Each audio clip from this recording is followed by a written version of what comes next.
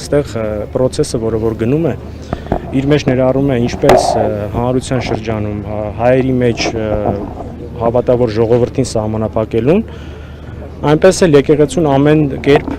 ճնշելու, որպեսզի սպասավորներին նույնպես հեռացնեն իրենց եկեղեցուց, որպեսզի խնդիրներ ստեղծեն եկեղեցու սպասավորների եւ պաշտպանների համար ու վերջնական արդյունքում ունենանք իրավիճակ, երբ նույնիսկ հավատավոր մարդիկ, նույնիսկ եկեղեցու սպասավորները պետք է անձնական խիզախություն դրսևորեն, որպեսզի պարզապես պահպանեն եւ պաշտպանեն իրենց արժեքները։ Այս ամենի ենթատեքստում ինձ համար ճիշտ ասած շատ տարօրինակ է, երբ մենք ականատեսն ենք առօրյա գրոհումների եկեղեցու նկատմամբ, այսպիսի քաղաքական ճնշումների եւ չենք տեսնում միջազգային իրավապաշտպան կազմակերպությունների եւ դիվանագիտական առաքելությունների Հայաստանում գործող դեսպանատների արձագանքը։ Ես խորին համոզմունք ունեմ, որ այն մոտեցումները եւ այն գործելավոճը, որը որ այսօր որդեգրել է մեր խորվա իշխանությունը,